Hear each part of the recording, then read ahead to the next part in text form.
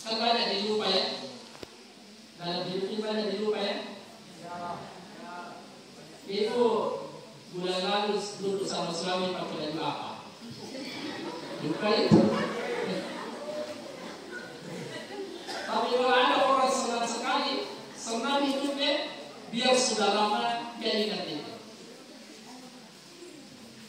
Ustaz Masuri baru 1 kali nikah. Iya ya. Waktu nikah istrinya pakai baju apa? Pakai baju apa? Pasti tahu baju apa dia pakai. Warnanya. Hah? Putih. Karena itu senang sekali dapat istri.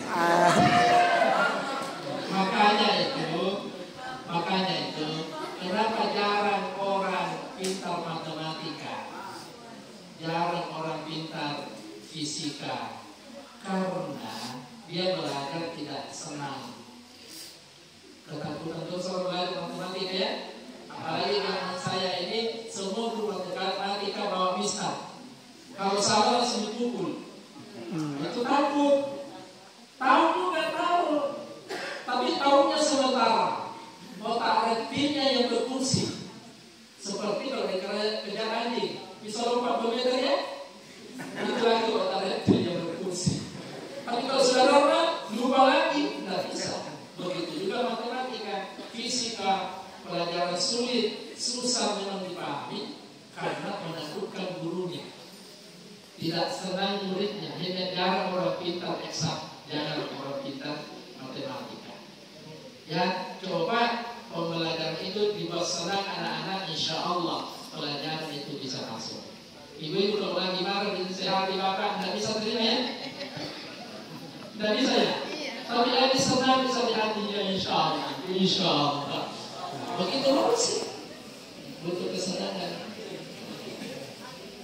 Jadi orang yang sudah tenang hatinya, mutmainnah, dia ingat perjanjian itu.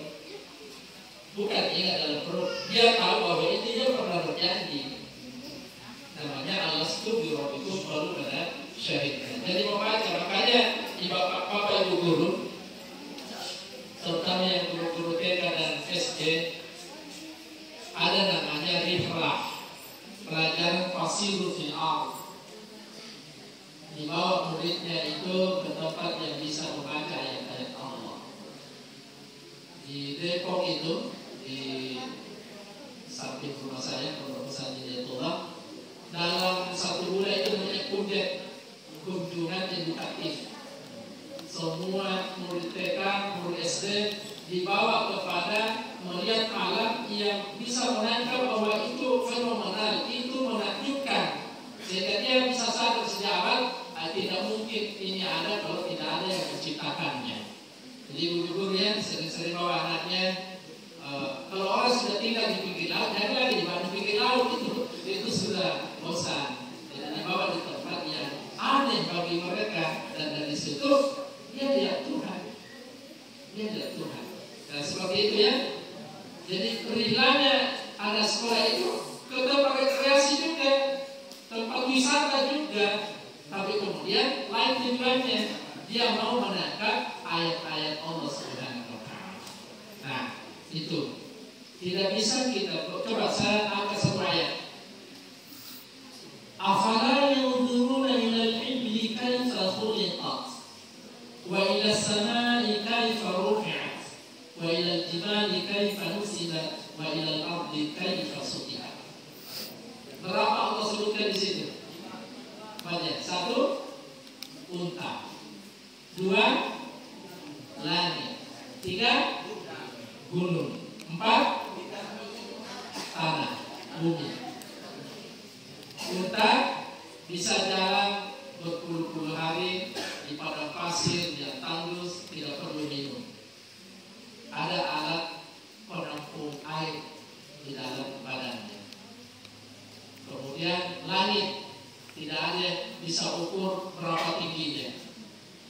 Gunung-gunung kalau tidak ada itu banjir.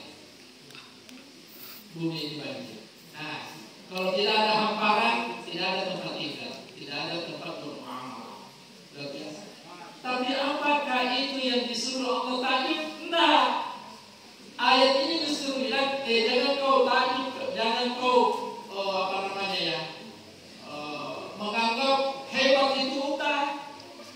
Jangan kau anggap langit ini luar biasa. Jangan kau anggap gunung-gunung ini, Masya Allah, indahnya bumi ini, hamparannya puas. Ya boleh kita terima itu pemberian dari Allah. Tapi di sini Allah apa bilang? Afala yanzuruna ilal ibli kaifa. Kaifanya di situ. Kaifa khuliqat, kaifa rufi'at, kaifa nusibat, kaifa sutihat. Bagaimana Allah menciptakan itu unta?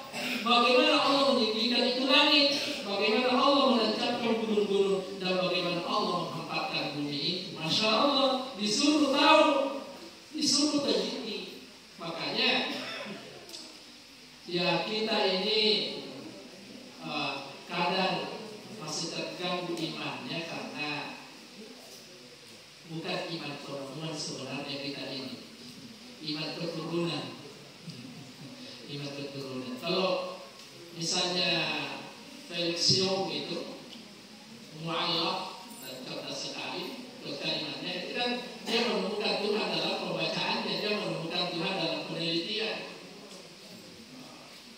Karena disuruh apalagi yang turunnya, tidak kamu perhatikan, disuruh perhatikan.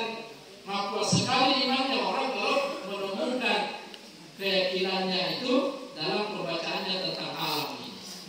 Alhamdulillah kalau orang tua kita sudah beriman ya, yang diwariskan itu kita berbuat dengan pembacaan. Nah, yang kedua,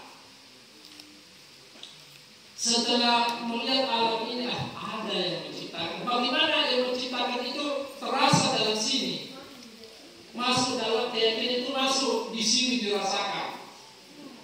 Karena iman itu kata Allah, wa may yu'min billahi yahdil qalba. Adapun orang beriman itu Allah memberikan petunjuk ke dalam hatinya.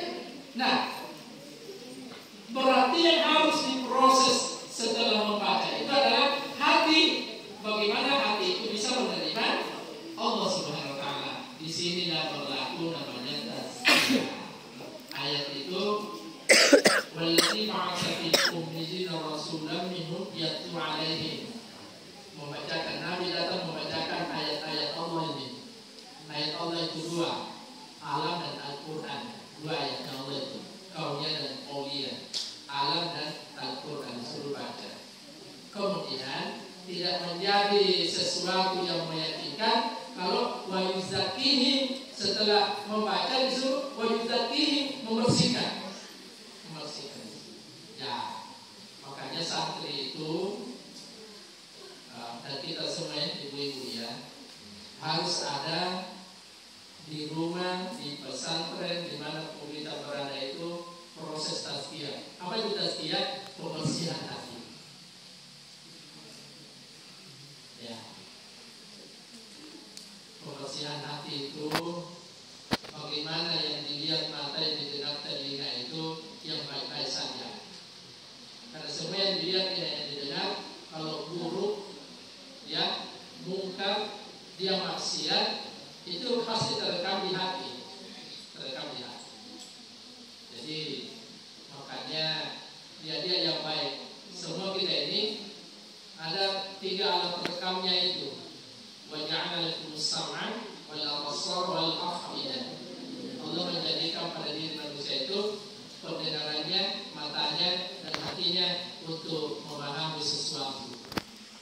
Kemudian kalau ada orang terjaga matanya, terjaga telinganya dari keburukan, insya Allah itu yang baik-baik masuk dalam hatinya itu. Tadi kan kita sudah membaca ini, kita sudah tilawah, kita sudah iqra, sudah paham ini. Tapi bagaimana menjadi sebuah keyakinan? Memang bila ya, ada orang beriman itu Allah beri petunjuk ke dalam itu mata, telinga, hati. Kemudian apa yang kita lakukan? Ya, karena kita sudah dewasa dalam pesantren